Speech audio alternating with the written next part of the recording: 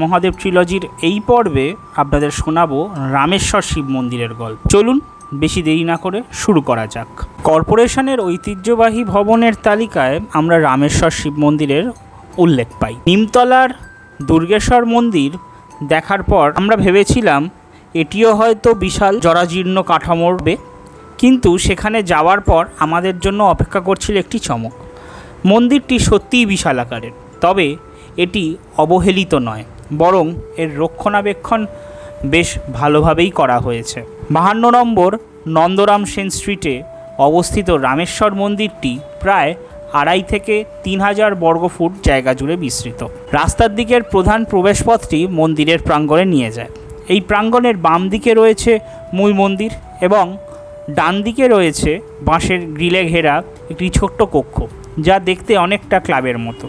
এটি শ্রী শ্রী রামেশ্বর শিবজি এস্টেটের কার্যালয়, যে সংস্থাটি মন্দিরটির রক্ষণাবেক্ষণের দায়িত্বে রয়েছে এবং মানব বিকাশ ট্রাস্ট দ্বারা পরিচালিত হয়। কলকাতার বিশালকায় আটচলা মন্দির শৈলীর অন্যতম সেরা নিদর্শন সম্ভবত রামেশ্বর মন্দির।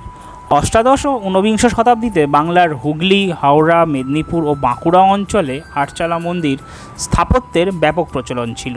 এই শৈলীর সবচেয়ে সাধারণ রূপটি হুগলি ও হাওড়া জেলায় দেখা যায়। এগুলি আকারের বিশাল, উঁচু ভিত্তির ওপর নির্মিত এবং এদের প্রবেশপথ 3টি খিলান ও দেওয়ালে পোড়ামাটির কাজ থাকে। পোড়ামাটি মানে টেরাকোটার কাজ থাকে। রামেশ্বর মন্দিরে টেরাকোটার অলঙ্করণ ছাড়া বাকি সব বৈশিষ্ট্যই বিদ্যমান। সম্ভবত সংস্করণ ও রং করার সময় সেই অলঙ্করণটি হারিয়ে গেছে। উজ্জ্বল লাল রঙের এই মন্দিরটি প্রায় 4.5 ফুট উঁচু একটি ভিত্তির উপর দাঁড়িয়ে আছে। এর প্রবেশপথ 3টি কারুকার্যময় খিলান দ্বারা সুশোভিত। পশ্চিমমুখী এই মন্দিরটি দৈর্ঘ্য 38 ফুট, প্রস্থ 31 ফুট এবং উচ্চতা 80 ফুট।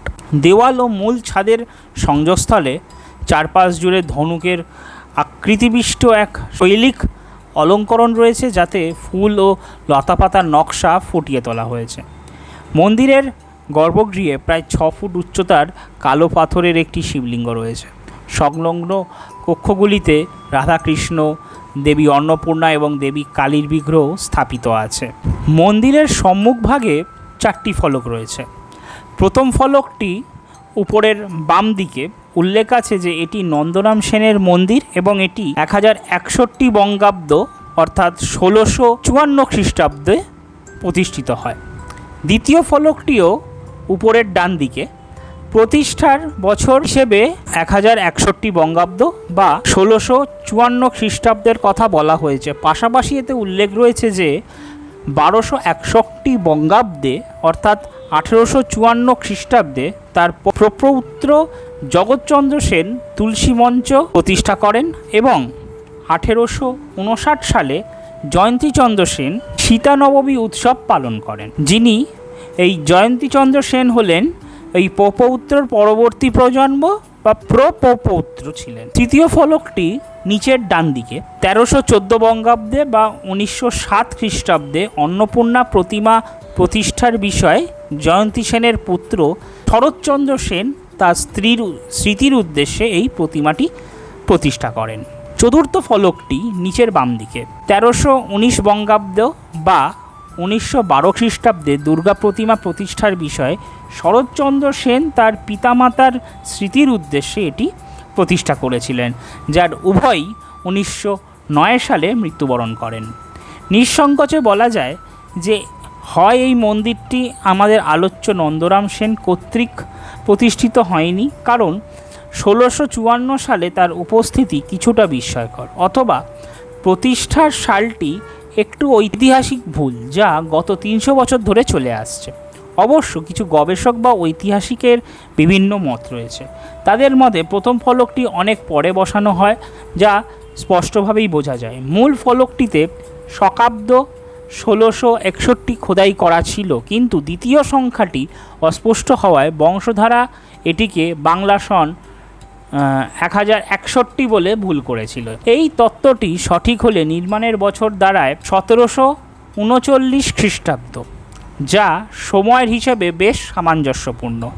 মন্দিরের স্থাপত্যশৈল ইঙ্গিত দেয় যে এটি অষ্টাদশ শতাব্দীর নির্মাণ হতে পারে, অর্থাৎ সেই সময়ের যখন নন্দরাম সেন জীবিত ছিলেন। মন্দির কর্তৃপক্ষের কাছ থেকে এই রহস্যময় প্রতিষ্ঠার সাল সম্পর্কে জানতে চেয়েও কোনো সুরাহা মেলেনি। মনে করা হয় তারা এ ব্যাপারে দৃঢ়ভাবে নিশ্চিত যে মন্দিরটি 1654 সালেই প্রতিষ্ঠিত হয়েছিল এবং এটি জব চাণক্যের আমলেরও আগে। ভারতের বিভিন্ন অঞ্চল ও মন্দিরে শিব এবং তার সহধর্মিণী পার্বতী নানা নামে পরিচিত। রামেশ্বর শব্দটি আক্ষরিক অর্থ হল রামের ঈশ্বর।